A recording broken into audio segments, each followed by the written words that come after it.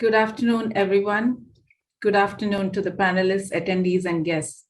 I'm Dr. Ratna, and it is my absolute pleasure to welcome you to the World Stroke Day event 2021, jointly organized by Dakshama Health and Indian Stroke Association.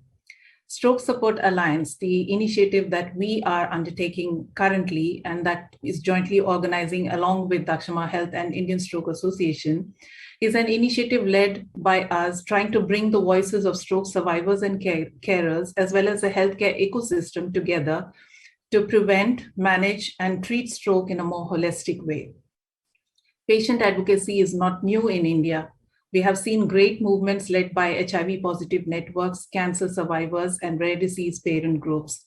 However, the patient voice in stroke has been relatively low, and Stroke Support Alliance is our attempt to bring the stroke survivors and families to the mainstream of patient advocacy.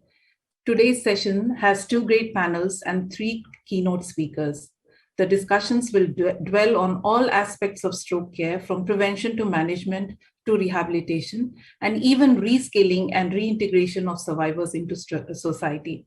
We also have two announcements. We have a video that has been made by stroke survivors themselves, and the announcement of scholarships for caregivers of stroke survivors for reskilling or upskilling their existing skills. Without much ado, I would like to invite on stage our first speaker, Dr. Jairaj Pandyan. Dr. Pandyan needs no introduction. He has had an illustrious career and he is very well known in the stroke world. He is currently the principal and professor of neurology at Christian Medical College, Ludhiana, Punjab, the vice president at World Stroke Organization, and the president at Indian Stroke Association. He is also the chair at the Asian Stroke Advisory Panel. He has numerous awards and publications to his credit, the most important being the recipient of the Global Stroke Services Award 2020 by World Stroke Organization, and the first Asian to receive this prestigious award.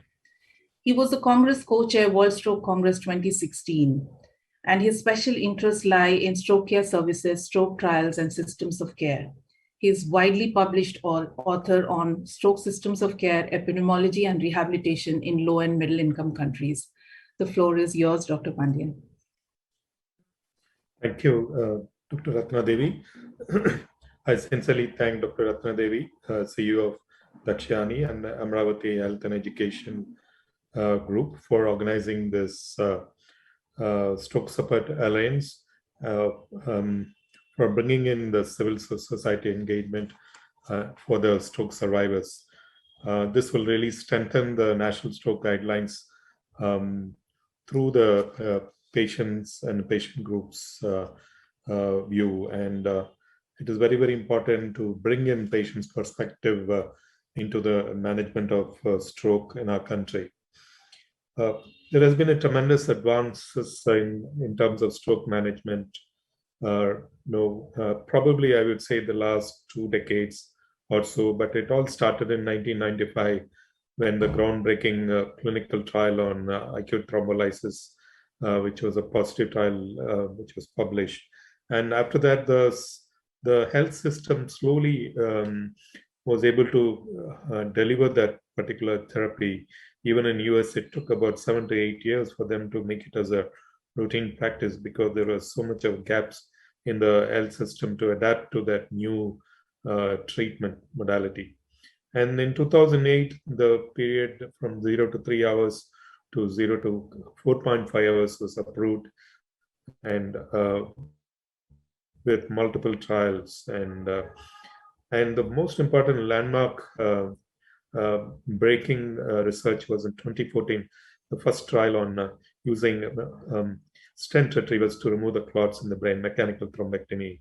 And then after that, the next 4 years, flurry of positive trials with treatment effect never seen before in any of the diseases and the interventions. But the health system is not ready to take it because even in developed countries, the number of eligible patients who receive thrombectomy is very low. And even thrombolysis is also very low because there are many issues in the stroke systems of care.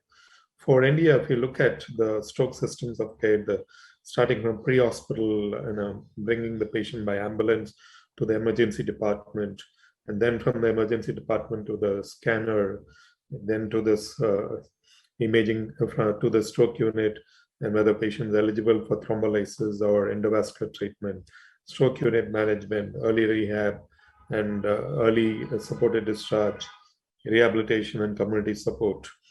But there are only few countries in the world you have this entire systems of care integrated.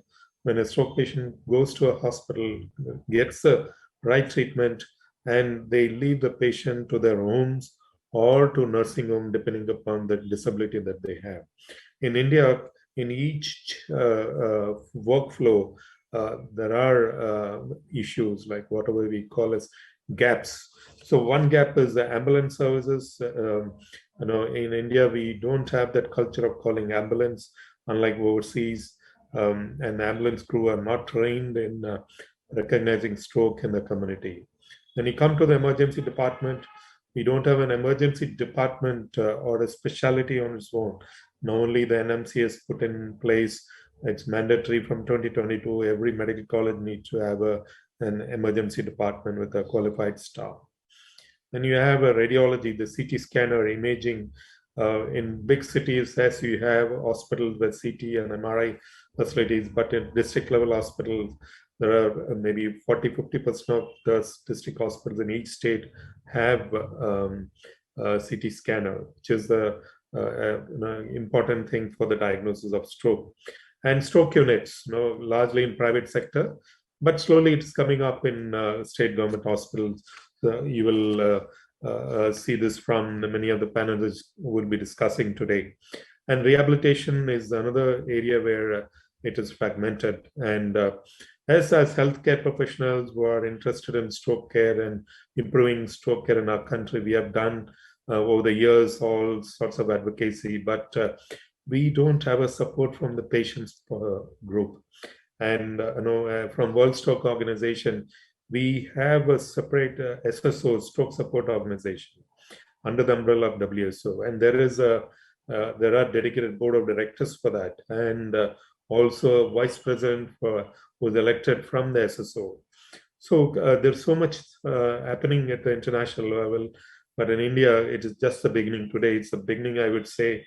There's a great effort of Stroke Support Alliance, and we are going to see more and more patient involvement, not only in developing stroke care in our country, but also research.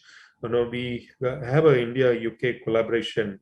When we wrote the grant, even before writing the grant, we had to go to the patients and ask what is the priority in terms of treatment when you go to the hospital. What do you want, and what are the areas you want to do research?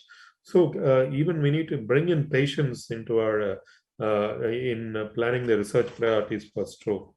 And I'm pretty confident that the discussion that will happen today will, and there will be a lot of points that will come up and emerge, and we could incorporate into the national guidelines for stroke. And that will be very authentic, and it will be very powerful for the advocacy, particularly to involve the policymakers, not only in the central government, but also in each state governments of our country. So on behalf of ISA, my best wishes to the entire team and also all the panelists who will be taking part in the discussion. Thank you. And may I have the video, please?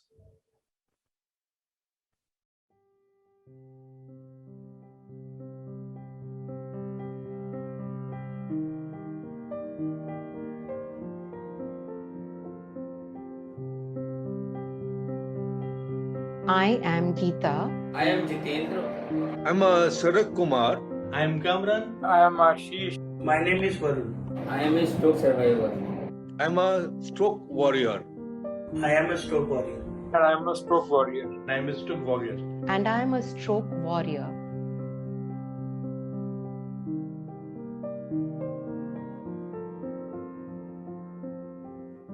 B stands for balance.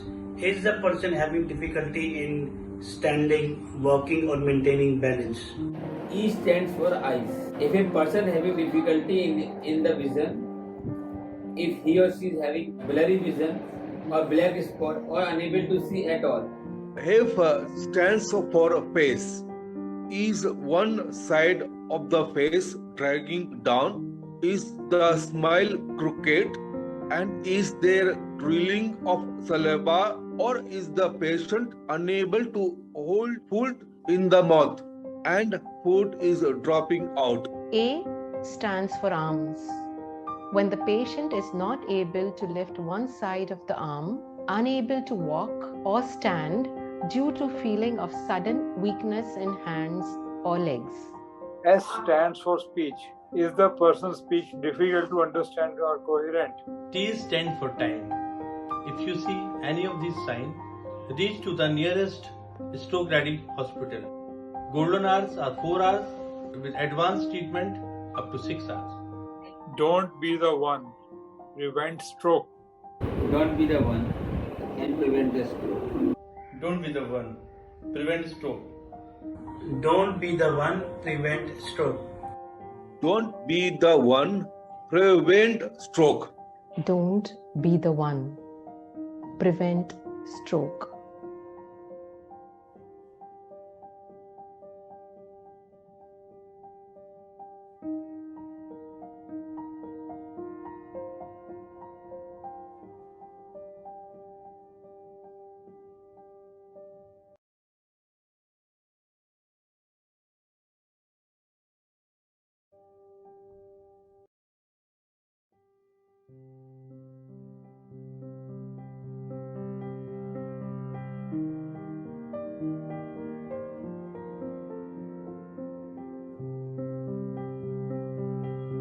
I am Geeta. I am Jitendra. I'm a Sarak Kumar.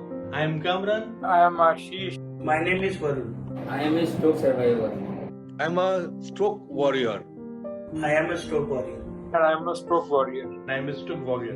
And I am a stroke warrior.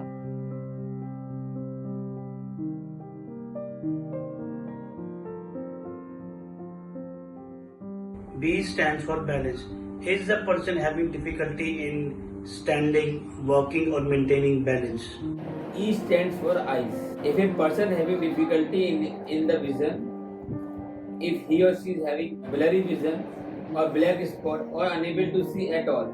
F stands for face. Is one side of the face dragging down? Is the smile crooked?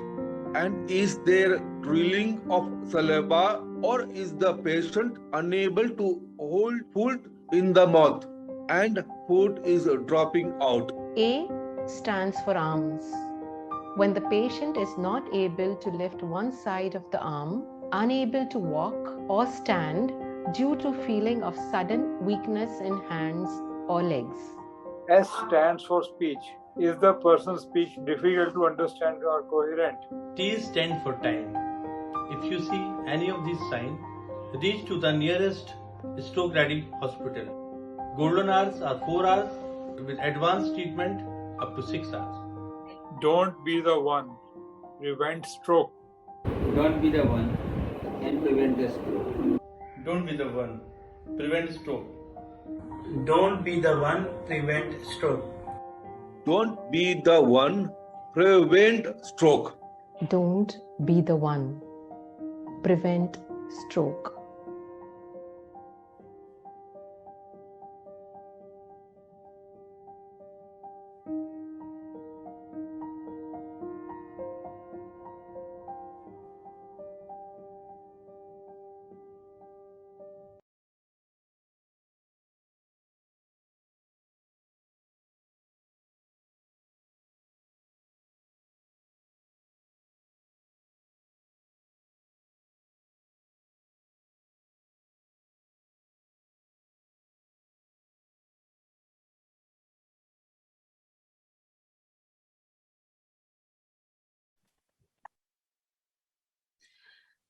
Good afternoon, everyone, once again, and welcome back to our panel discussion. Our first panel will delve on the issues of stroke management and prevention need of the hour. The panel will be chaired by Dr. Shirish Hassak, and we have 5 panelists: Dr. Padma Srivastav, Dr. Arvind Sharma, Dr. S. Sundar, Dr. Bipin Gopal, and Jitendra Varshni. We are just awaiting Dr. Hastak to join us back. He has had some technical issues. Meanwhile, I will go ahead and introduce our chair. So Dr. Sirish Hastak is the Regional Director, Neurology, Stroke and Neurocritical Care at Global Hospitals, Mumbai.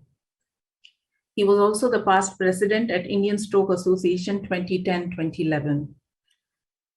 He has a qualification of MD Medicine, DM Neurology, and a stroke fellowship from Canada. He set up the first stroke unit in Western India and also set up the first stroke helpline in India. He is the Rotary District Chair for Stroke Prevention in Mumbai. He has won the Economic Times Inspiring Neurologist Award in 2018 and the Top Neurologist Stroke India Today Award in 2019.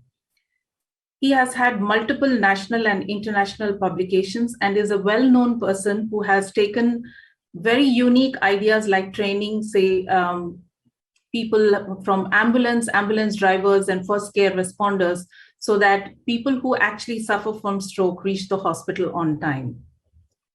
I'll just give him one more minute. I see him joining. Meanwhile, what I can do is to lead you through the topics that the panelists are going to cover today. So Dr. Sirish Hastak will lay the background on what stroke management and prevention involves and why it is important in the context of India, both in the urban and rural areas. Dr. Padma Srivastava will cover the journey of stroke care in India and how it has evolved in the last decade and in the last 10 years. Dr. Arvind Sharma will speak about the digital changes that have come in the country. Can digital change the narrative? And we have seen that very much in the context of the pandemic, how telemedicine and telehealth have played a very large role. Dr. Sundar will speak about the innovative models of stroke care in India. Dr. Bipin Gopal will talk about translating national guidelines to a shared understanding of prevention and stroke. And Jitendra, a stroke survivor, will cover the issues of what the patient really wants and is his voice really heard.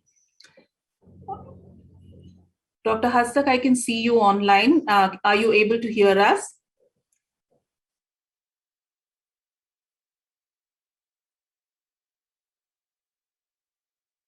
Dr. Hastak?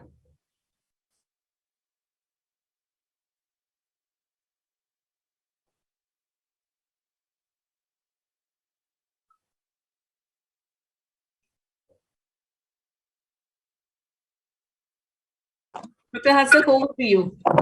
I just introduced you. Okay, you can see me? Yes, we can see and hear you clearly. I'm sorry, I apologize. My laptop has given up at the last moment, so my laptop had a stroke. So I'm sorry about that. No problem, sir. Over to you. And for your opening remark, you could go ahead and introduce the speakers. Sorry, Arvind, and sorry, all of you.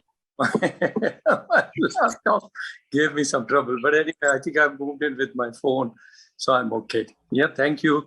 And thank you, Dr. Ratna, and of course, Tamanna, for giving me an opportunity to share my thoughts about stroke care with you all. And of course, thank you for the Stroke Support Alliance, which I think is going to be a key to bridge, this patient-doctor gap. Because I think this patient-doctor gap exists. And I think Arvind and Dr. Padma and all the panel members will basically agree with me that we need to bridge this gap. So thank you for being like a gap minder organization, So minding the gap between the doctor and the patient. And I think we need more gap minders like you, Dr. Ratna and Tamanna. And I hope that the Indian Stroke Association, of course, is supporting you, and this Stroke Support Alliance, I hope that it goes ahead and bridges the gap between the patient and the doctor. So I think welcome to the panel, everyone. I hope you can hear me clearly and you can see me all right, Arvind? Yeah. Yes. So I think we'll go ahead with the panel, the discussion on stroke management and prevention. Of course, it's the need of the hour. I will just give a brief overview and then hand over to my esteemed colleagues who are on the panel. So stroke management, friends, essentially is like a pre-hospital, post-hospital phenomenon. And so I think, we won't touch in this panel. Probably it looks like I may not touch too much of the pre-hospital part, but we'll try to touch the hospital and the post-hospital part of stroke management. But all three phases remain important. And as Gapmind does, I think, the Stroke Support Alliance will probably have to look at all three phases: the pre-hospital, the hospital, and the post-hospital phase of stroke. Now, if you look at stroke management, of course, it's also extremely time-dependent factor. So the acute phase of stroke, the subacute phase of stroke, and the chronic phase of stroke. And, as the arrow of time changes, our goals change. And so in the acute phase of stroke, our key goal is to reduce brain injury and treat the complications of stroke by an urgent commando approach, which I think Arvind and Padma and are very, very much updated on and would give you their ideas on the commando approach to stroke. In this phase, of course, time is brain, and it's an important concept that you don't lose your brain. Of course, utilization of the brain of the relatives and of the doctors is as important. So I say, doctor's brain used in time and relative's brain used in time is equal to patient brain saved in time in this commando approach. So yes, in this approach, of course, we have that 4.5 hours classical window. When I started off neurology practice, stroke practice, it used to be 3 hours. Then it became 4.5 hours. Then the mechanical clot retrieval window came at 6 hours. Then it went to 9 hours and 16 hours. So, and then of course now 24 hours.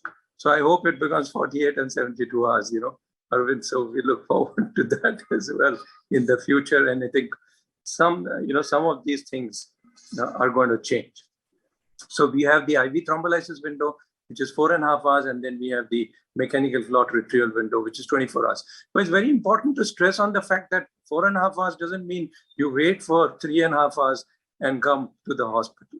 Or the 24 hours window doesn't mean that you wait for 16 hours at home and then come to the hospital. So it's very important for us to impress upon you all that come quickly as soon as you recognize a stroke. And of course, recognition of stroke is important. And we already released the Be Fast video, I think, for everyone to see.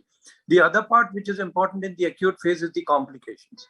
And I think the complications of stroke be like infection, venous thrombosis, electrolyte imbalance, dehydration, and cardiac disturbances. So all these complications also lead to a lot of morbidity and mortality as well in the hospital. These usually happen in the first week to 2 weeks of the acute stroke. Here we have to stabilize the blood pressure, the blood sugar, start the rehab plan in the acute phase. One of the key things I think you need to emphasize upon is the code stroke activation. So I think hospitals should have a code stroke activation intra-hospital if they are admitting stroke patients to their hospital. And also should probably look at their own times about what are their times of door to needle and door to imaging. Because a lot of hospitals say we do everything in 30 minutes. And unfortunately, when you actually look at their times, they may be 1 hour, 30 minutes. So I think, looking at yourself is a key to improvement. And I think we should insist on this. Of course, in this area, rapid imaging and rapid decision-making is important. The phase 2 and 3 are the subacute chronic phases of stroke, where you need to find out what caused the stroke, where did the clot come from? Did it come from the heart? Did it come from the aorta? Did it come from the arteries in the neck? Or was it because of small vessels in the brain? Or was this clot because of some clotting problems in the blood? And this, I'm talking about ischemic stroke. Friends, most of my talk is based on ischemic stroke. I will touch upon intracerebral hemorrhage, but I think at this point, I'm talking more of ischemic stroke. Based on the cause, you need to start in an ischemic stroke, antiplatelet, anticoagulants. Yeah. So based on on what you find and what is the mechanism of stroke, ischemic stroke, I'm emphasizing the word ischemic stroke, you need to start antiplatelets or anticoagulation or statins or antihypertensives, antidiabetics. So, I like to think of them as anti-stroke medication. Your discharge card, and this is another thing I think you should emphasize upon, the gap. That I find that discharge cards of good hospitals will not tell you the mechanism of stroke, or will not say that this is fully investigated for the mechanism. And so I think this is important. So if you have a cardioembolic stroke, I think from the heart the clots have gone to the brain, you need to put in that this is a cardioembolic stroke. If you have a large artery disease, you need to put into your discharge card. And I think this is another thing we need to improve upon, to put the mechanism of stroke. The other thing I need to emphasize a little bit upon is if you have an intracerebral hemorrhage, of course, the things change quite a bit. Time is brain is not that critical an issue in an hemorrhagic stroke. Of course, you need to treat these patients in time. And of course, you need to look at these patients also carefully. But again, you need to know what is the cause of the hemorrhagic stroke. Was it because of blood pressure? Was it due to aneurysm? Was it due to AVM? Was it due to anticoagulation? And of course, set in a plan for neurosurgery if required, and also put in the rehab plan in place, which is true for ischemic or hemorrhagic stroke. Put in the rehab plan, put in the physiotherapy, speech therapy, occupational therapy, coordination plan. After this, I just want to end my talk by saying that the World Stroke Organization has put forward the post-stroke checklist, which I think is another good area to cover up for the gap minders, for us to bridge the gap between quality care for stroke that is lacking. And we have to be honest about this. The one thing that is important in the post-stroke checklist is secondary prevention. So is the secondary prevention in line with the mechanism of stroke? So is it antiplatelets? Are the anticoagulants given? Are the statins given? Have you given the antidiabetics and covered the patient completely? The second part of the post-stroke checklist is the activities of daily living. Record them. Mobility is to be recorded. Fourth is spasticity. Record it. Record the pain. Record incontinence. Record the ability to communicate. The mood of the patient. And the mood, I think, sometimes is completely missed. We have seen, and I think all of us have seen patients who are severely depressed and not being on any antidepressants and not being treated effectively. The cognition also has to be put in. That's the 9th part of the post-stroke checklist of the World Stroke Organization. What is the quality of life after stroke and relationship with the family? I think with this, I end, and let me introduce to you the speakers on the panel. I think, Dr. Ratna, have you already introduced the speakers? Or should I quickly introduce them? Is Dr. Padma there online? Yes, she is there online. I am here. Hi, Padma. Okay, good. So you're right there. So let me introduce Dr. Padma, who is a personal friend and a great person. Dr. Padma Srivastava is the professor and head of Department of Neurology, Chief of Neuroscience Center, AIIMS, New Delhi. And she has been awarded the Padma Shri by the President of India in 2016. She is passionately interested in stroke medicine and has successfully helped bridge gaps in stroke care in India by innovative low-cost care. And one of them I know very well is the telestroke model, which she has developed in Himachal Pradesh. She's a personal friend and an extremely pleasant personality. I think rather than me introducing everyone, should we go ahead with Padma's talk, and then I will introduce Arvind? So Dr. Padma, Journey of Stroke Care in India. Can we go ahead with that? Yes. First, thank you, Shirish. God bless you. I hope we do meet in person sometime soon. And thank you, Dr. Ratna and Daksham, for giving me an opportunity to connect with you all. I can see Dr. Gopal there. I hope you're okay, sir. And so I'll just tell you a story about the journey, because there's one thing I feel that before, in my lifetime, if I could actually contribute something which would actually change for the good, for the benefit, for furthering the stroke care in the world. I mean, in my country, it's a mission accomplished. So if you look at the healthcare delivery system in the country, we have a 3-tier system, and it still exists. So you have the primary health care, you have the district level, and then you have the tertiary care. So the tertiary care is where most of us do come in. So although they're sprinkled all over the country, so you have conglomerations in the urban settings. And you're at district level where, Dr. Gopal is so well versed with, where, there's a huge geographic differences between different parts of the country. You can't compare Kerala with other states. And then you do have the primary health care, which is essentially manned by healthcare workers. It need not be always the allopathic doctors. Said that, when we're looking at the stroke statistics and the theme for this World Stroke Day, when we're saying that time saves lives and every minute counts, and then you have this thing about the entire stroke chain. So you want people to know what stroke is and present to you in the right time. And then you also have the delivery system that when they come into the emergency, your machinery should be well oiled to not waste those minutes. So it's not just that the public awareness that they need to recognize and they reach out to you, but once they enter a healthcare delivery system, the mandate is also amongst us not to waste the minutes when a patient comes in, right? And is that system uniform, optimal to having the best stroke outcomes across the economic, social, and geographic barriers across the country? It's no.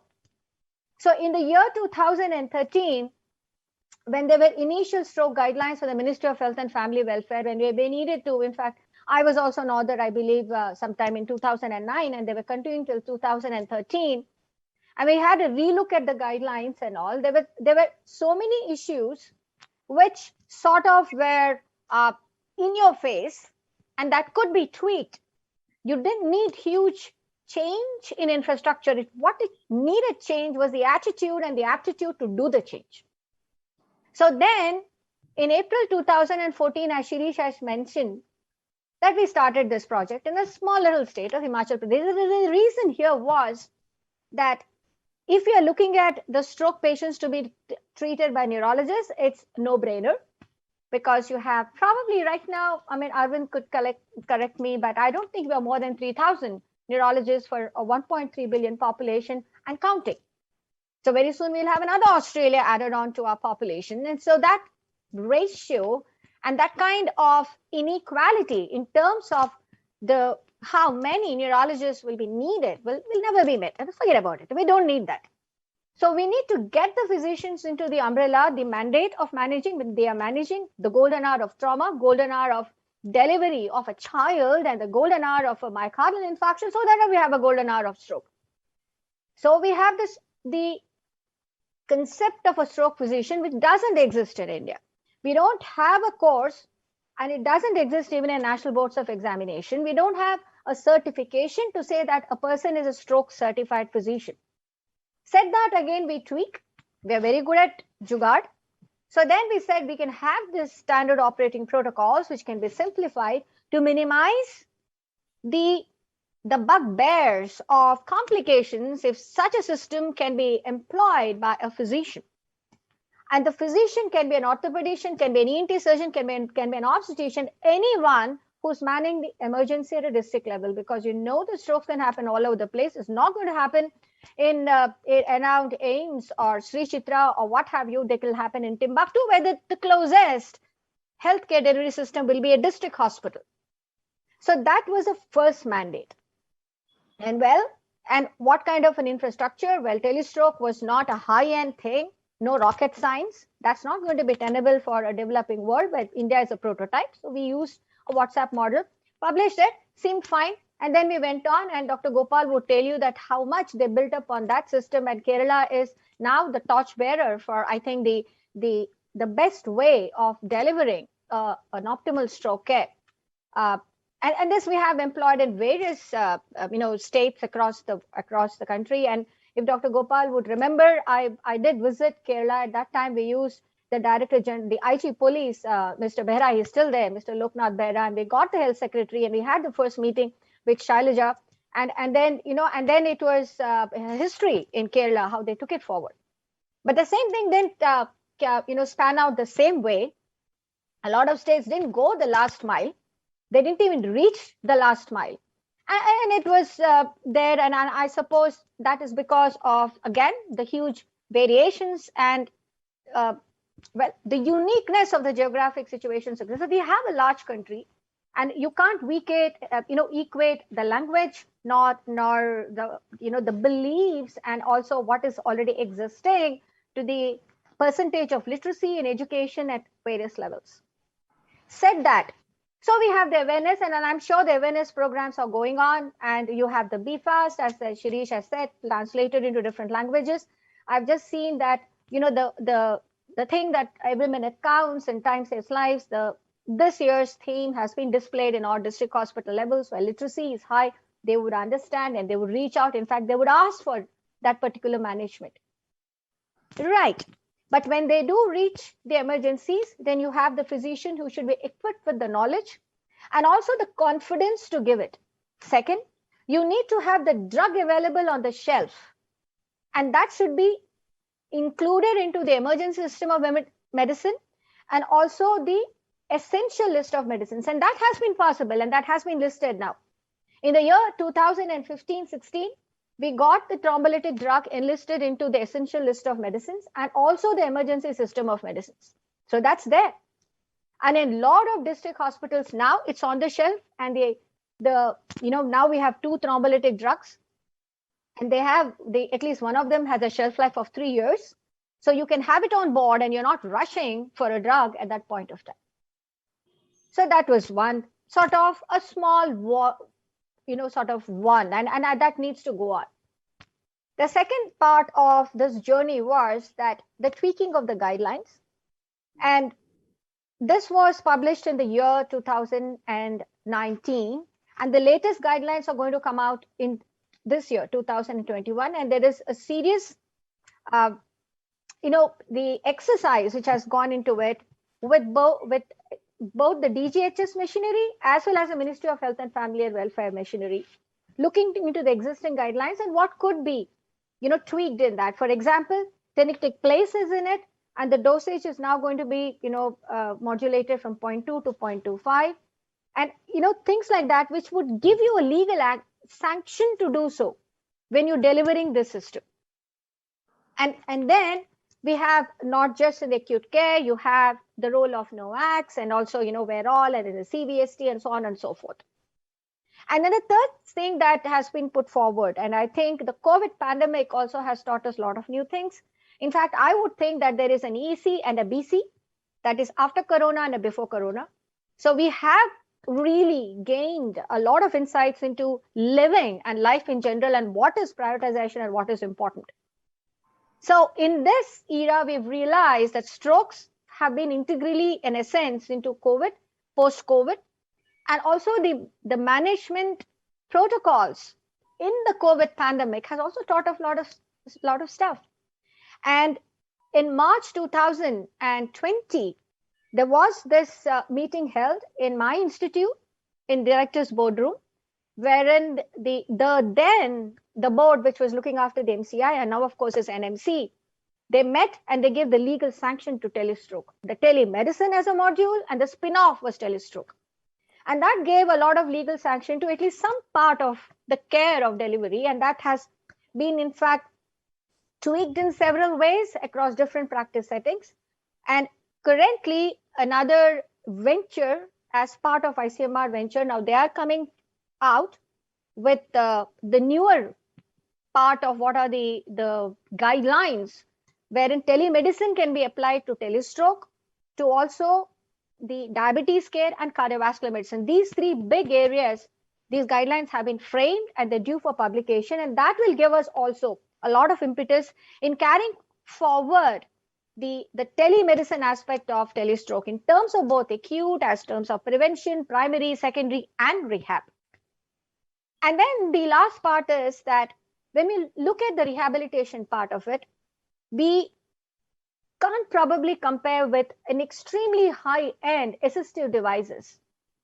They're important, and it's phenomenal where the world has progressed in terms of assistive devices in helping out a disabled person regain that function, get integrated back into the society as a useful member. And that's is important, not in terms of how much is my score of MRS going up. It is in terms of how can he get his right hand back in action? Will he be going back into being a person who's earning the livelihood?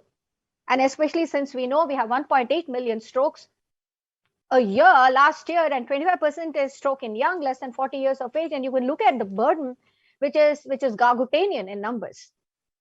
So said that, in assistive devices, two things have come into the journey. One, getting our IITs involved. So you have a lot of biomedical engineering aspects of IITs. Now we have a collaboration with IIT Delhi, and we've got out the prototypes of a hand exoskeleton. And there's IIT Kharagpur.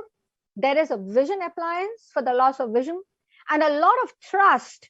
And also, there is a high-end, the top-down approach in getting the assistive technology, which is more India-centric, geographic specific, low cost, again, being, getting into sort of a project which can hand out low-hanging fruits, which can be translatable to the industry and get out those appliances which will come down into the general public soon, and not as a publication. Now, publication is not the kind of a goal post. A goal post is actually something which is there in your hand to be used into the delivery of stroke care.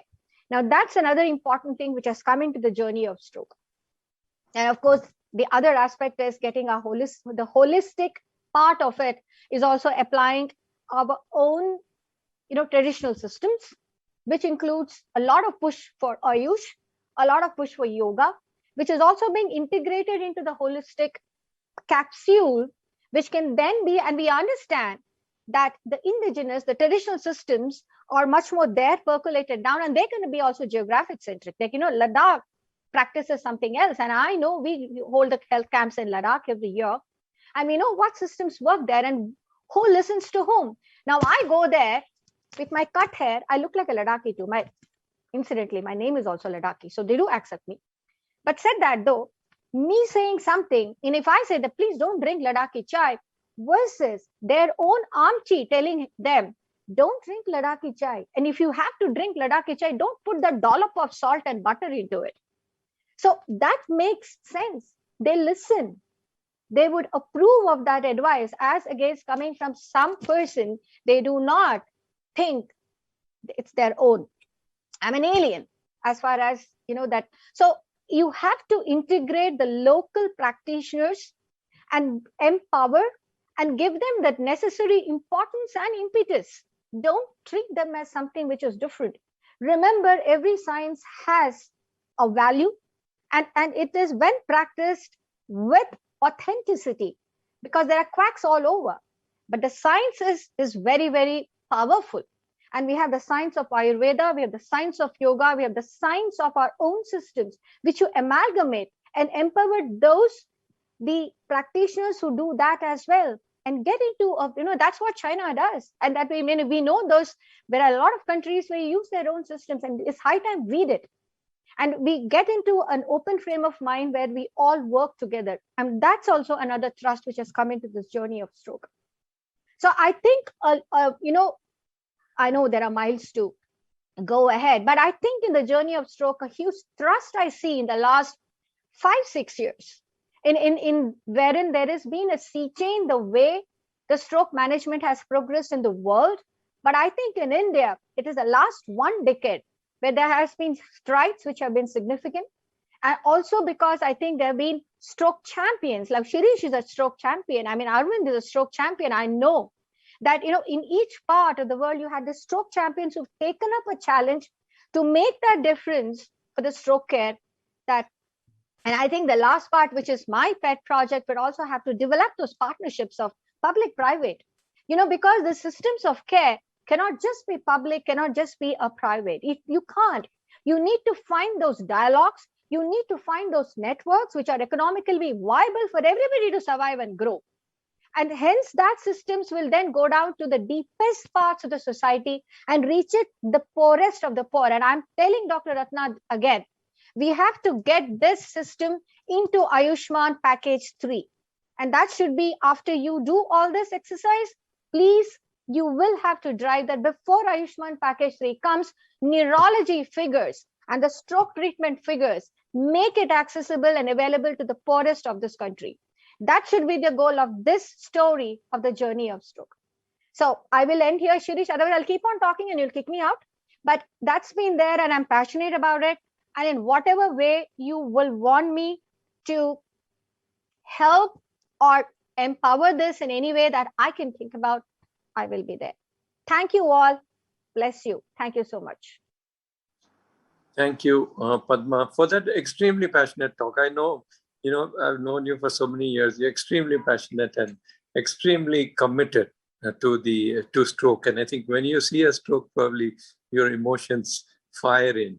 And I can see that right now. So thank you for that extremely passionate talk. And I think we will have a panel discussion where, your ideas, we would incorporate into some sort of an understanding between the panel. So I would definitely invite you to, wait for the panel discussion, because we would want your ideas, because your ideas mean a lot to us. So thank you for being with us. So I move over to Dr. Arvind Sharma. Dr. Arvind Sharma is the head of Department Neurology and Stroke Specialist at the Zydus Hospital, Ahmedabad. I've known Arvind for a number of years now. He's passionately interested in neurosonology, TCD studies of the brain, and has done a lot of work in this. And he is from the Calgary group in Canada. So this is an extremely passionate group of neurologists who come from Calgary and have settled in India. So I think Arvind is a great guy to have here with us. And I think he loves neurosonology. I've seen him in a lot of sonology workshops, looking for the bubbles in the brain and telling us what are the mechanisms of stroke. So extremely passionate person, Arvind. He is the secretary of the Indian Stroke Association. Padma had been a past president, and he is the secretary of the Indian Stroke Association. So Arvind, I think your talk is interesting, very interesting. Can digital change the narrative for stroke treatment? Please go ahead, Arvind. Thank you.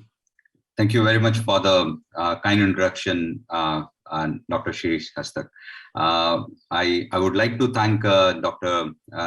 Ratna for making this possible, and I thank from Indian Stroke Association, from the Indian Stroke Association side, that we have associated with this Stroke Alliance for the patient group, and it is really a wonderful initiative. And I would like to also thank my past president and Dr. Padma Srivastava and Dr. Shirish Hastak. Both were the past president for Indian Stroke Association, who has lit the lamp and took the Indian Stroke Association at this level.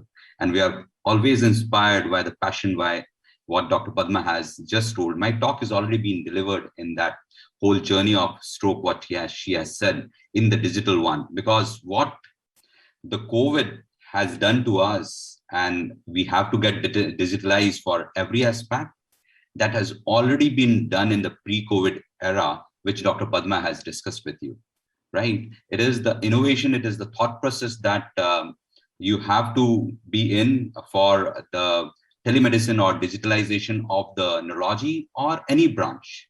So I will just show you some slides, and that project is wonderfully done for the Himachal Pradesh. That is one of the best examples which can be followed across India for a telestroke. Can I have my slides, please? Yeah, first slide. And you have to go one slide back. You have to go one slide back. Next slide, please. Next slide. Next slide. You're missing one slide. No worries. It's okay. Because that was the main slide which I want to show. Can you go back? Go back. There is one more slide there. Go back. Next slide. I'm sorry why it's not showing. That was the end game or the game changer slide. Basically, that's what I mean to say, which you are not able to see on the screen. Can we go to the next slide? I think it is not possible to show that slide. Next slide, please. So future of telemedicine, which is very important, the utility of telemedicine, which is very important in this aspect of the journey for telestroke. And specifically during the time of the COVID, the easy access to the remote areas where the lockdown was there and the people were not able to travel to the cities, as Dr. Padma very well said about the primary, secondary, and the tertiary care of the stroke, right, and the care system. So the people from the primary care, the village, they are not able, because of the lockdown, they were not able to reach to the hospital. And as we have seen in Himachal, we were using it as a telestroke. Across India, people were using WhatsApp and a different modality.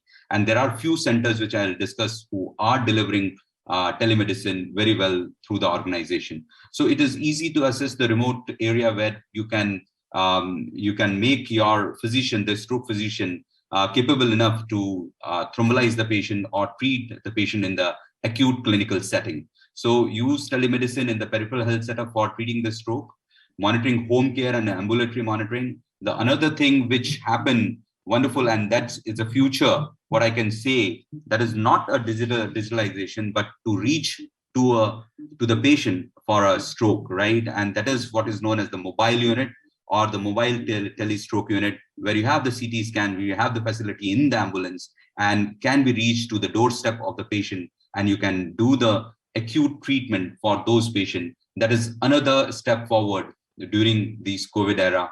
I will say pre-COVID, COVID, or post-COVID. So it improves the communication between the health providers separated by the distance, continuing medical education and clinical research, and many other things can be done by the telemedicine and treat the stroke. The next slide will tell you what Dr. Padma has told. Can I have the next slide, please? So that is about the gadget, and it was being made legal. That was the more limitation about the legalization of treating the patient from the distance. And that was on 25th March 2020. It was made legal to treat the patient with the telemedicine. So that helps a lot in treating the patient with the stroke. So can I have the next slide, please? So if you see in India, these are the programs which are supported by Department of Information Technology, DIT, ISRO, NEC Telemedicine Program of Northeastern State, Apollo, Asian Heart Foundation, state government, telemedicine technology, and little bit of public and private partnership is being done at the many civil hospitals, as Dr. Padma has very rightly said, that because of the effort at the central level, and once the thrombolytic drug was at the shelf and free for the poor patient, even at the AIIMS, and that was happened in the Gujarat state, where I work as an honorary associate professor. We have the drug and we can give to the poor, and we have the telemedicine support to treat the patient at the certain level of the periphery, where we can treat the stroke at the district level. So that is what we do even at the private hospital. We have a 70-kilometer radius where you can drip and ship the patient. By doing a telestroke, we can give a thrombolytic drug and patient doesn't improve. Having a major occlusion can be shifted for the treatment to the main center. So that is what the future is. You cannot treat every patient sitting at one center. If India is a huge country and with a lot of differences of the treatment line, only sprinkle of the tertiary and the quaternary centers available in the major cities, but everyone deserves the acute treatment. That is the most important part. It is PSC, CSC, or it is a tertiary care. Everyone deserves the acute treatment. Is it diarrhea or is it polio? Whatever it is, patient deserves the treatment. So that is how you have to think. If you have a 3,000 neurologists, what Dr. Padma was talking, and if you see the interest in stroke, maybe of 1,000 or 800, because we are more than 900 members for Indian Stroke Association. People have different interest in epilepsy, movement disorder. So how you think a 900 or 1,000 stroke neurologists will travel across India to treat stroke? So you need help, you need team effort at the district level, where you can train people and develop some courses and treat the patient with acute stroke by telestroke. So that is what it is. Future is telestroke. We can develop a tele-rehab, tele-prevention, tele-community, tele-search. So if you see, it is telestroke is like this, where in the real time, there is a no distance limitation, where you can see the CT scan and you can ask the physician, and the availability of the resources, the drug, the treatment, the people there to treat it. If they are all available, then it is not difficult for a stroke neurologist to treat a patient at a distance anywhere in India. So that can be taken as a chain to take as a responsibility of a particular state for treating such. So telestroke is a next big thing which we have seen during the COVID time, but it was present in pro-COVID era, which Dr. Padma mentioned very well. And that project gave us all strength when we are treating telestroke. We are using a very simple procedure of WhatsApp sometimes, but definitely the University of Alberta, where I've done my fellowship, has shown that if you have a 16-slice CT scan on the mobile, you can easily judge that you can give the acute treatment to the patient or not. Because for us, CT scan is equivalent to ECG, and cardiologists are doing it. They are seeing the ECG remotely, and they are treating the patient with the physician in the periphery. Even with the general physician, they are treating the MI by seeing the ECG. Similarly, for us, ECG is CT scan for treating the stroke, because we want to know which type of stroke it is it ischemic or hemorrhagic? So that is how we treat the patient. Next slide, please. So next slide, please. So this was, I was talking about the stroke hub and how the telestroke can be driven by a comprehensive stroke center and the peripheral center. Next slide, please. So this is what I was talking about, the integrated structure. And definitely if it is done by the system, it will help a lot, but it is cannot be done alone by the Indian Stroke Association or the neurologist alone. It needs a comprehensive effort, like at the district level. Dr. Gopal, as Dr. Padma talking about Dr. Gopal, I heard him in the last stroke summit also. And those integrated approach are very well needed to treat the acute stroke patient. Next slide, please. So next slide. So I will just mention you about one of the telemedicine, the telestroke treatment, where it is seen that in person and the patient who are treated on telephone by a specialist doesn't make a difference. And the results are very good if you see the trial in this Tempest trial. Next slide, please. And there was a good amount of MRS less than 3 even treated with the telestroke. MRS less than 3 means if you have a less than 2 MRS, it means Medifine ranking scale that you have a very slight disability, and we want our patient to be from 0 to 2 MRS. 5 is severely disabled and 6 is death. So we want all our patients to be less than 2 MRS, and definitely it is seen on the telestroke. It has made a difference. Next slide, please. So I will end my talk. You can see the difference in this Tempest trial. Next slide, please. With the shortage of time, I think I should finish my talk by saying that, next slide, that telemedicine is safe, telestroke is safe and reliable. You can treat the patient when you make the other person capable to treat those acute stroke patient. You have to begin the preceptorship programs to make the aware physician about treating the stroke, because the most feared complication still in physician about the stroke is that they will develop hemorrhage with the thrombolytic drug. As there are a number of thrombolytic drugs available, 2 drugs are available, there is a lot of chances that the treatment can be delivered at the PSC and the CSC level. When it is done in India, then only will be greater than 1% of the thrombolysis across India. We are still, what I know of, correct me if I'm wrong, Dr. Padma and Dr. Shirish, that we have not even reached more than 1% of the thrombolysis across India, what the population and the number of stroke is happening in India. So next slide, please. So it's a game changer, no doubt. Every modality has its limitations.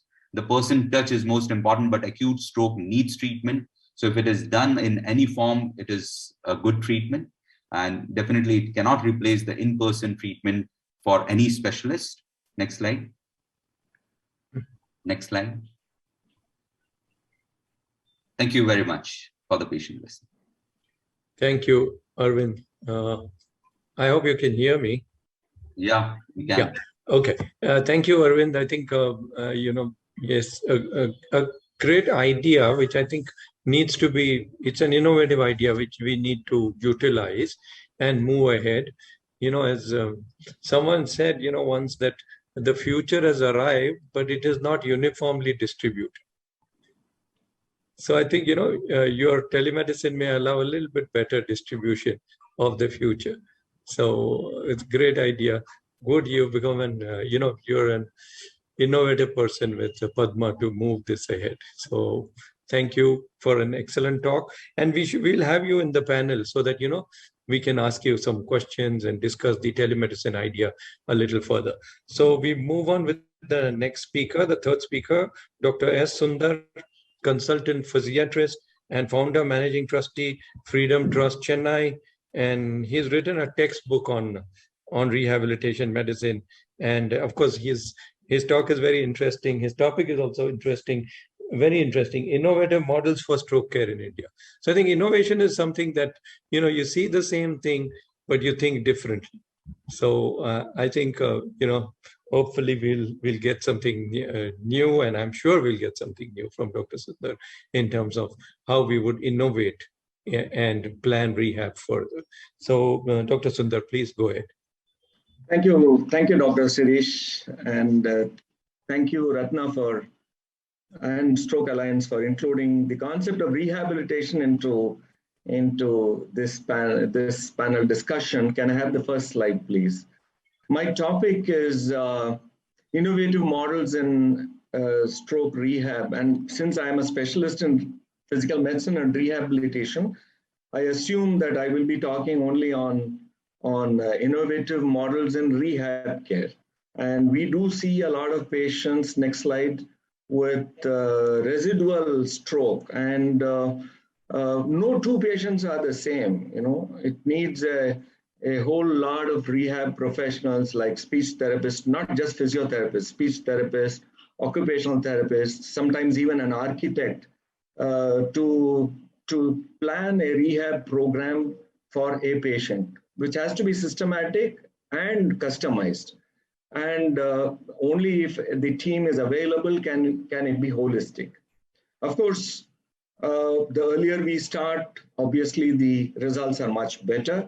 And of course, as I said earlier, no two patients are the same because the extent of the injury varies from person to person. And we need, of course, the patient and his family's cooperation and motivation to get him back.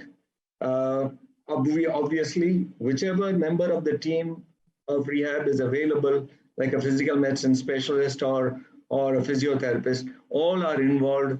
Their skill is needed for the rehabilitation. Next slide, please. So when the patient comes, it's always what you ask him what is his problem. He says, I'm not able to comb my hair. I'm not able to write. I'm not able to wear my dress. It's always related to their day-to-day activity, which we call as ADL, or activities of daily living.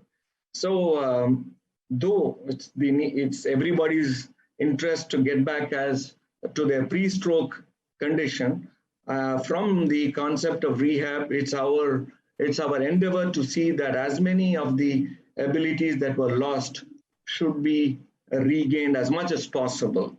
And the second most important thing is, if neglected, the patient goes in for contractures or subluxation of the shoulder and such other complications, which also include those related to prolonged immobility like DVT and so on. So in order to improve the patient's quality of life, we need to look at what he or she can or cannot do. And it starts with even with the dominance. Like a right-handed dominant patient is so much different from the management of a patient with the left-handed dominance, again, depending on which side is involved. And we don't stop short with medical rehabilitation because the socio-vocational aspect, can he or she get back to his work? Is he integrated into his family or just confined to one part of his house? Does he have a leisure activity? Is he depressed? Can he do his day-to-day self-care activities? All these are very important. So I shall now move on to what's new in our innovative models. Next. So the thing is, this entire team works together in tandem for the rehabilitation. Next. So one of the good models of rehab care is an inpatient or step-down care model. Of course, this to reach even the rural parts, as spoken by my esteemed colleagues earlier, is a big challenge. But at least in cities, an inpatient rehab center would be of great help for those suffering from those related, surrounding areas, like body-supported treadmill training, where the patient is supported on a harness and the therapists work with them. Next. The same concept, by functional electrical stimulation, we can train them. Of course, a multi-channel is used mostly for paraplegia. Next. Of course, many patients may not even be able to sit down. So we need to train their writing reactions, their tilt reactions, sometimes clinically with the skill of the therapist, or using a balance trainer that you can see on the right. Next. And now we move on to what is very exciting, is this neuroplasticity. I'm not going into the details of what it actually is, but for those who are on this audience, it's enough to know that the brain is agile enough. Some of the cells of the brain have the ability to change the structure, function, and chemical profile, and reorganize and remodel after this injury. A lot needs to be done in the research of this, and a lot of papers are being presented on this. How do we use neuroplasticity? Next.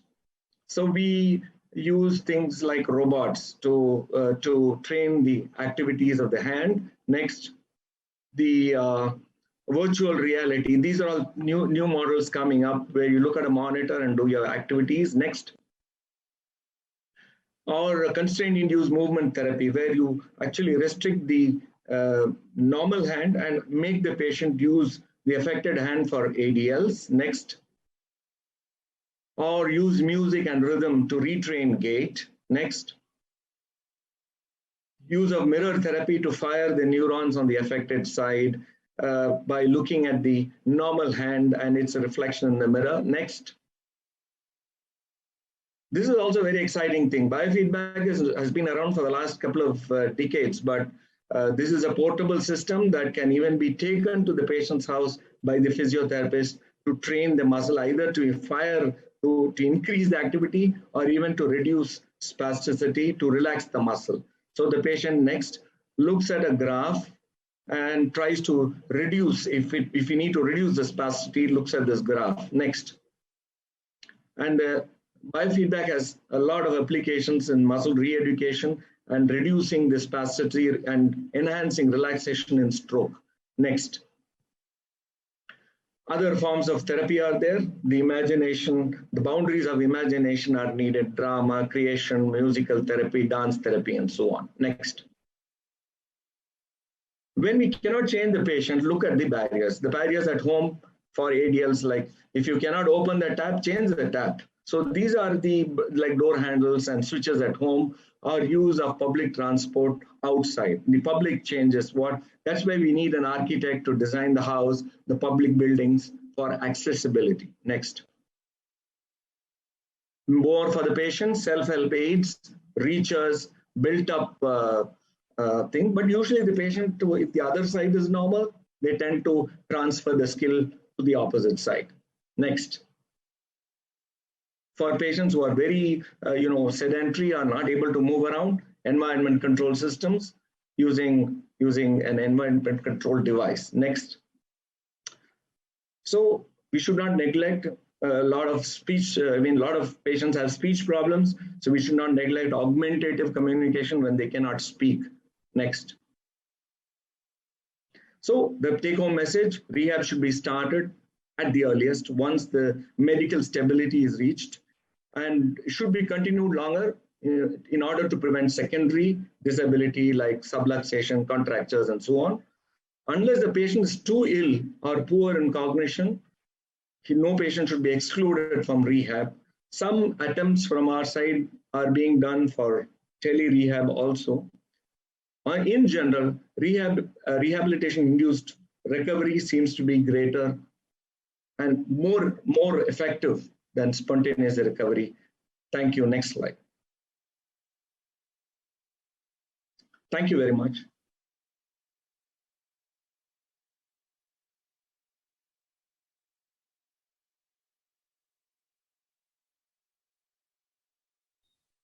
Yes, I hope I'm unmuted. Yeah. Yeah, thank you. Thank you, Dr. Sundar. I think we will have you for the panel to tell us, how we could sort of bridge.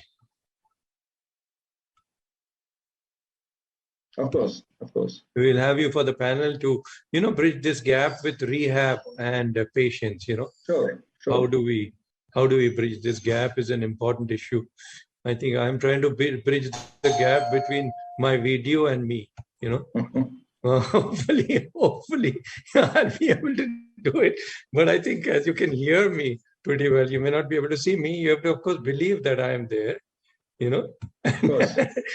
Unfortunately, but I will go ahead because the speakers are well seen. And so the fourth speaker is Dr. Bipin Gopal. So Dr. Bipin Gopal is he's the Assistant Director, Directorate of Health Services, Thiruvananthapuram. He is the State Nodal Officer for NCDs. And so he would have some unique experience in this field. And so I think we look forward to his talk. The government of Kerala has given him the Best Doctor in the Modern Medicine Award for 2015. So we look forward to his talk, which would throw some new light into how we bridge the gap between the doctor and patient. So please go ahead, Dr. Bipin Gopal. Thank you, Dr. Shirish. Am I audible? Yes, you are audible. You're audible. Yeah, please go ahead. Okay. So at the outset, let me thank the Dakshayam and the Stroke Surveyor Foundation for giving me a chance to speak in this very good platform on World Stroke Day. Good afternoon to the distinguished panelists. Can I have my slides? Second one. Okay, Kerala is a small state at the southern end of Kerala with a population of 33.39 million, with a high population density of 859, with a high literacy of 93, and a low MMR of 0.08, and a low IMR of 8 and low MMR of 42, with a high life expectancy of 75.4. This picture may seem very rosy, but on the NCD side, at the non-communicable disease side, we have a very bad picture.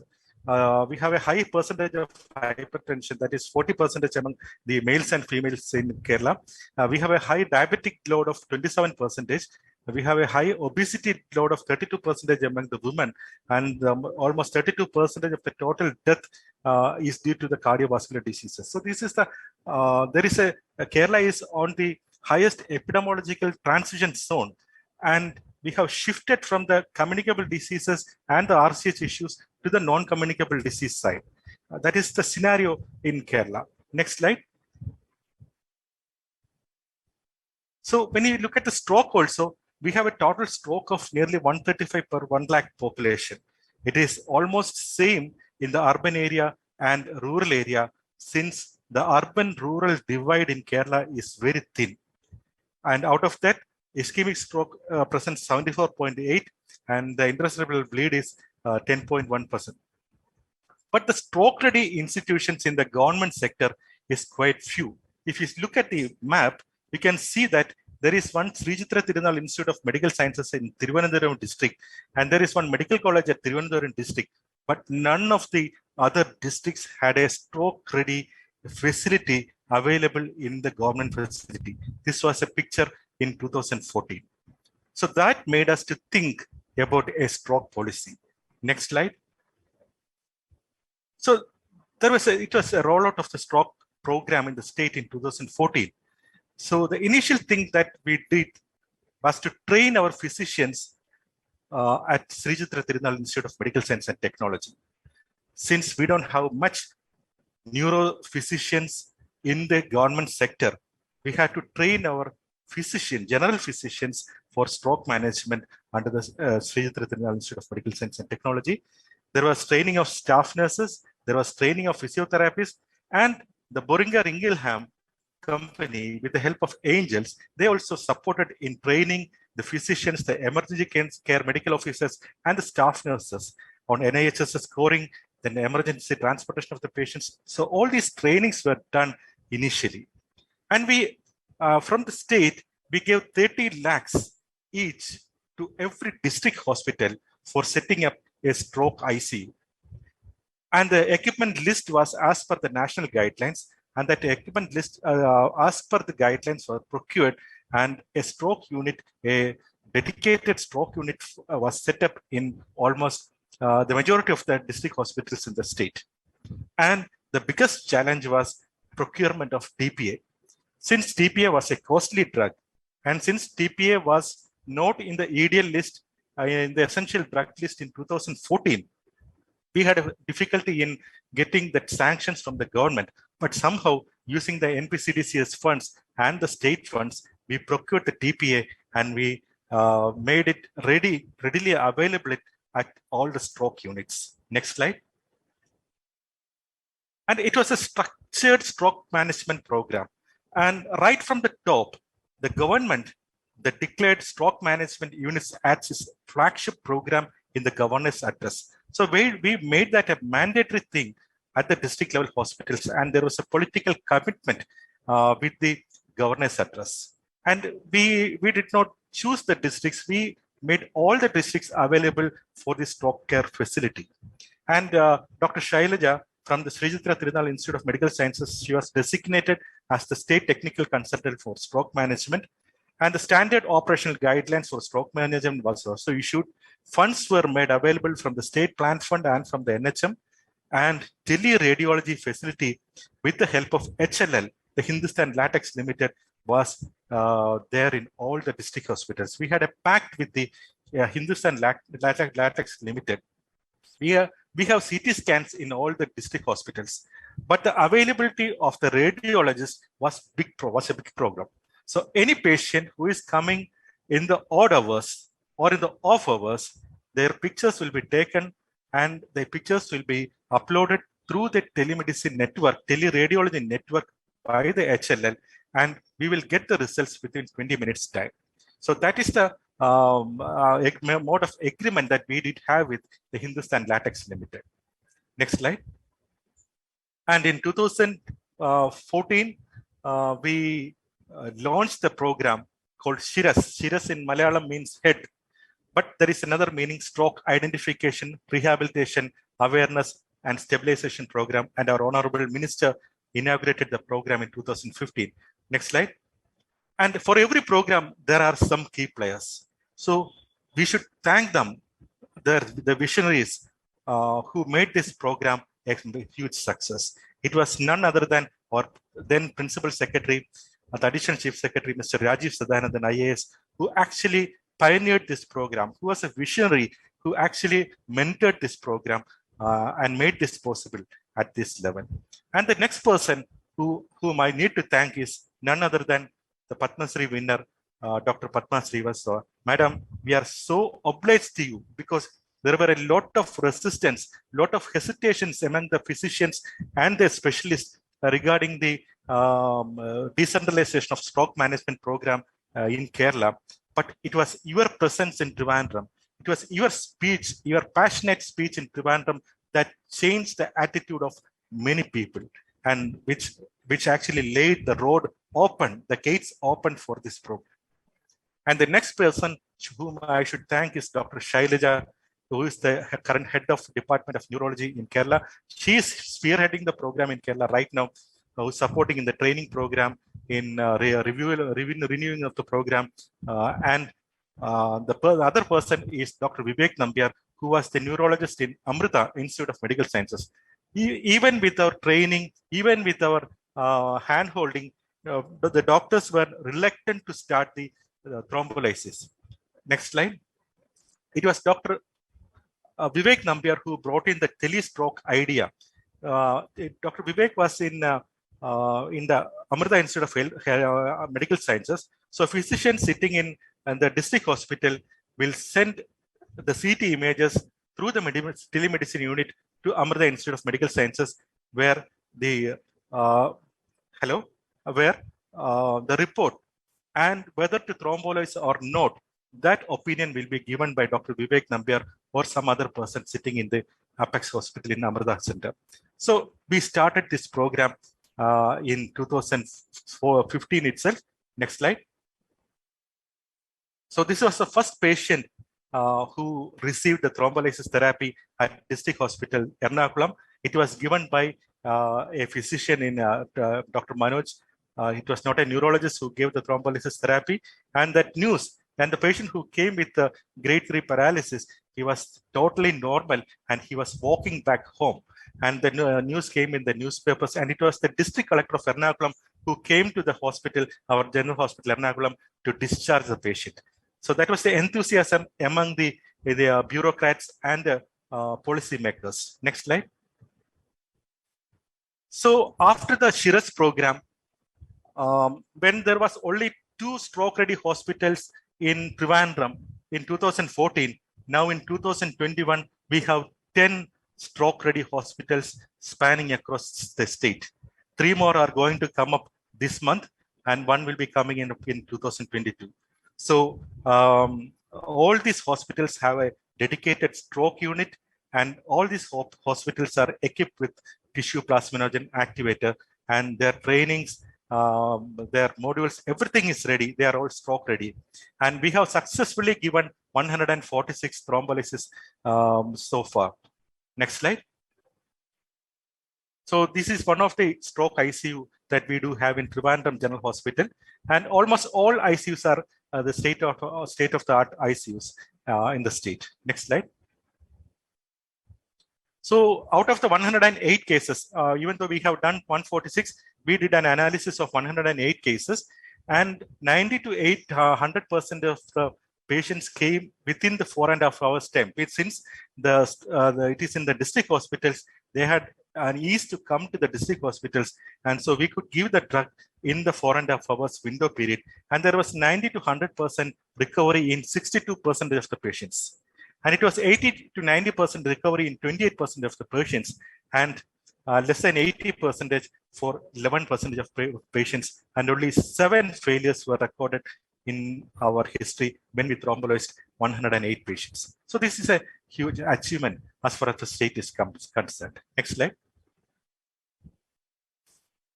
And this is a community level intervention, which we started with the help of Sri Chitra Tirunal Institute of Medical Science and the Health Services Department. Again, Dr. Shailaja was in the forefront. It was an intervention study. It was a study as well as an intervention which covered the rural areas of Trivandrum district. The idea was to find out the stroke survivors. So we trained our medical officers, we trained our field staff, we trained our ASHA volunteers in identifying stroke. So if a patient has got a symptom of stroke or some neurological symptoms, the initial suspicion of stroke should come in the first place. So we trained and retrained our medical officers, we sensitized our field staff, we sensitized the ASHA workers, because they are the people who are working close to the community. So any patient who is developing some symptoms, the fast symptoms in the community, the ASHA volunteer will take them immediately to the medical officer. And the medical officer in the PHC will examine the patient, will stabilize the patient. And once he has the suspicion of stroke, he will be transferred. The patient will be transferred to the medical college or the district hospital in the nearest ambulance available. So that is the mode of intervention that we did in Trivandrum. And we also found out the stroke survivors, because many of the stroke survivors, they were not showing any complaints to the treatment after the recovery. So they were discontinuing their medicines. They were not doing the physiotherapy. So one-to-one, the patients were identified by the ASHA workers and the health workers. They promoted them to have the medicines. They promoted them to have the physiotherapy, and we could reduce the incidence of repeat stroke and after stroke. And we made that a study, and the study report is published in the Journal of Neuroscience 2 months back. And this year, the same intervention we are going to cover. We are going to cover the Kollam district. So we are slowly planning to have this intervention done in all the districts of Trivandrum, in all the districts of Kerala. Next slide. And further reaching out to the people, we developed modules on stroke management for the health workers and physiotherapists in Malayalam language, so that the health workers can read, they can practice themselves. And for the physiotherapists, we may also made a physiotherapy video so that they can study physiotherapy for the stroke victims on their own. The stroke rehabilitation units were set up in all the district hospitals. Like the previous speaker said, we have the most modern stroke rehabilitation equipments in all the district hospitals, and it is under the charge of a physiatrist and with a trained physiotherapist. And further moving down, in all the community health centers, we have one physiotherapist posted exclusively for stroke rehabilitation. So they were also given training.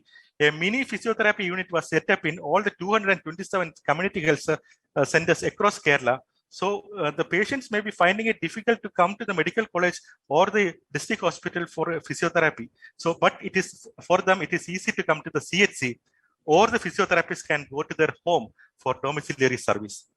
So this is one intervention that we have done for decentralizing the stroke care. And palliative care is one of the robust moving program in Kerala, and all panchayats are having active palliative care services, and majority of the almost 60 to 70% of our palliative care victims are stroke victims.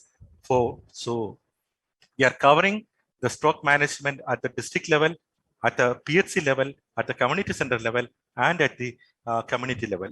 So that is it from my next slide. Thank you. Thank you very much for a patient listening.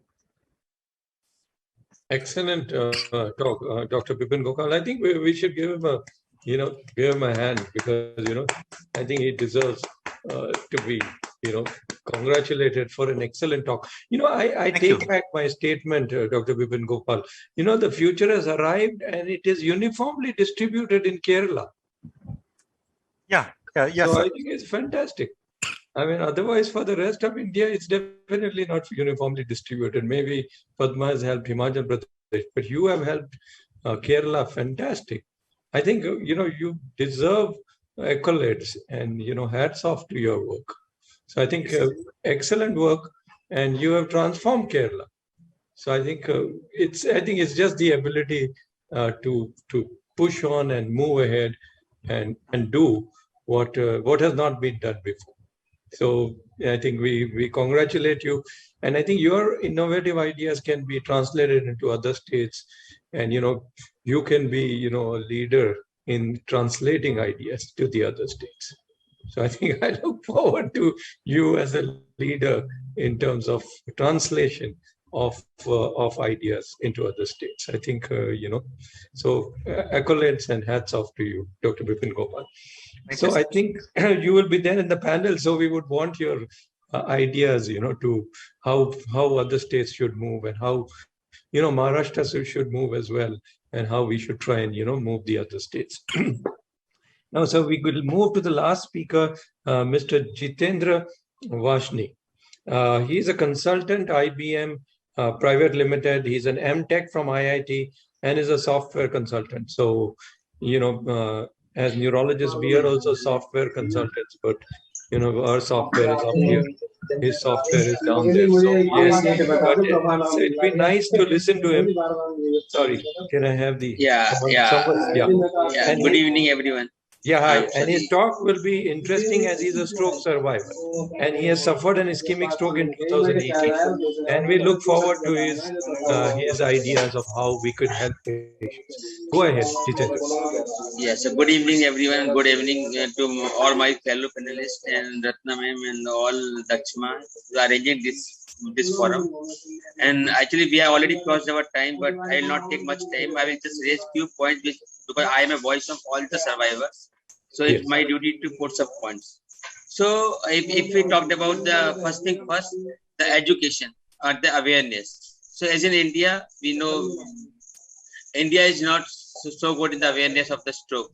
rehabilitation. Doctor already covered this topic. So when patient discharged from the hospital, their family or patient should be educated enough about their next life, because after post-stroke the life is entirely different. So that's where we are lacking in our place in India, basically. So we should have a good forum to provide the guidance to the families and the stroke survivors also, and do's and don'ts basically. And we should have a good rehab facility. Good in the sense we should have an advanced technology like robotics and all. We do have in India, but that are very costly. We should have economic. It should be sponsored from the government. If my boys can be reached to government, they can take some initiative to set up some economic rehab facility in India with the advanced technology, modern equipment. And the next thing is the survival benefit. So whenever if somebody is the only earning member of the family having the stroke, may lose their job. That time somebody like government or some NGOs will come and give at least a job to any of the family members for their survivors as per their skills. And the last means there should be a strict action on the hospitals which are doing the medical negligence, because there are a lot of people like me who are the victim of the medical negligence, and because of that we are suffering. So if my voice can be reached to the government officials or our policy makers. And one more thing, we are not covering stroke rehabilitation in our medical insurance. That should also be covered. I mean, there is a major point which I forgot to take at the first. That's all from my side. Thank you, everyone. Thank you, Jitendra. Thank you for that talk, and thank you for telling us, the points the gaps that are in the system. And thank you for telling us that very important point that your insurance doesn't cover, your problem. I think let's go on with the panel. So can we go one at a time, Arvind? Yeah, I think. Ask Manish to mute the mic. Yeah, I think someone's. Yeah. Can we have Padma? Yeah, Padma, are you there, Dr. Padma? Okay. Otherwise, we will have Arvind then. Arvind, what do you think we should do? I had noted some points, but you can, your ideas. What do you think? Definitely. Thank you, Dr. Shirish. What a discussion as a panel, which we have done as a journey of stroke care, about the digitalization, about the district level, as a physiatrist, the rehabilitation part, the sentence which he has said, not only physiotherapy, was very important for me, right? Which we all understand that it is not moving the limbs up and down as physiotherapy, right? It is a goal directed. So I really love the panel, the discussion went, right? And listening to the stroke survivor, which is always very important feedback which he has given for the government and the acute treatment is very important. So overall, if we take this whole panel discussion which we did, there are a lot of things need to be integrated. Like as Dr. Padma said, when I worked I did my fellowship, as you told, in Calgary. We saw OTPT work together as a stroke fellow, right? And you also did that. And people work together to make the decision, not as a one person to make the decision about the patient. So stroke is like this. You cannot, we see patient after 3 months of their acute treatment that they should be independent in doing their activity. That should be the motive. How it can be done and who can do it, it is an integrated approach. There is a leader agreed as a stroke neurologist, but they walk together. They don't walk, one is walking ahead. That is not the case. And that is what Dr. Gopal also mentioned when they start teaching at the physician level. right, and start developing that integrated network, that things happen. People should not think that what to do now, right? Where to go now? If the acute stroke happened, we are going to the hospital, but now for the physical rehabilitation, where to go now? That is how the irrational medical therapies and physical therapies develop, and a lot of people suffer because of it. So there should be some uniformity in the program, which I think as an advocacy Stroke Alliance should do. And Dr. Ratna, as Dr. Padma has said that about the Ayushman Package 3, I agree with her that every sector is important, right? And if we can reach to the level we want is that everyone deserves the treatment. It is not at the tertiary care only in Ahmedabad, Delhi, or Thiruvananthapuram or Chennai. Everyone deserves stroke treatment, and that can only be done if the Stroke Alliance like groups do the advocacy for the stroke management. Thank you. Dr. Shirish, you are mute, I think.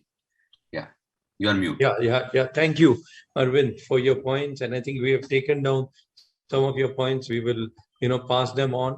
And thank you for your contribution to the discussion. I think we move to Dr. Sundar. Dr. Sundar, would you like to make a few comments as a panel person? Yeah. Thank you, Dr. Shirish. The first thing I would like to share with you is that after so many years, rehabilitation is now a part of the MBBS basic curriculum. Now that is a step in the right direction, because a lot of medical students at the undergraduate level will get to know the various approaches to managing people with residual disability. I, as a student, never got to know much about rehab during my undergraduate days. So that's the first thing. Second thing is what we are talking about. My topic was innovative models, but all what I said is available only in a select few hospitals and centers in big hubs, But I have traveled. I have traveled the length and breadth of the country. I am also a President's Award. I have received the President's Award for Social Service, and I do know, and through my trust, I have traveled, and I do know that the picture of persons with disability, not just stroke, but all disability, the picture is so different in rural India as compared to the urban. And the last thing is, or the third thing is, a very relevant point is insurance. Insurance does not cover rehab. And that is a major deterrent for many patients to approach rehab. One thing is they are already unable to move around. And if they have to pay so much for their rehabilitation, I think people who can afford insurance should also be covered under rehabilitation. And the last, and I think a very important thing which is available in many places abroad is accessibility. And public places and even homes designed for persons with stroke, post-stroke residual disability needs to be emphasized at all levels. Also the government, but also at individual architects and so on. Physiotherapists and physiatrists and other rehab professionals, it's good to include them in this Stroke Alliance, to get to include them and include their opinions in management of post-stroke residual disability. Thank you. Thank you, Dr. Sundar. I think we've taken down your points, and I think a very, very valid points for creating awareness and creating a sort of a gap, bridging the gap between the patient and the doctor. So I think thank you. We move on to Dr. Bipin Gopal. I think Dr. Bipin Gopal, your model should be called the Kerala model of innovation. And I think, the key problem I face is that, 1 and 1 are 2, but the problem is with the and, isn't it? Yes. It's easily said that 1 and 1 are 2, but, when there are 2 people, that and you have bridged very well.